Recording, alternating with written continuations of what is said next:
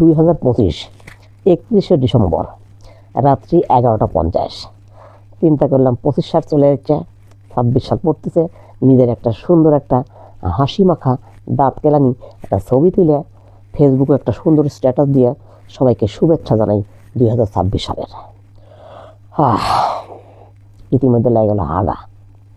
হাঁটতে গেলাম, হাইগে এসে ফটো তুলে স্ট্যাটাস দিব।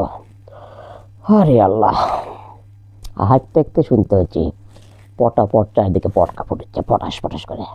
26 সাল পড়ে গেছে, 1 জানুয়ারি শুরু হয়ে গেছে। আমি হাঁপিচ্ছি।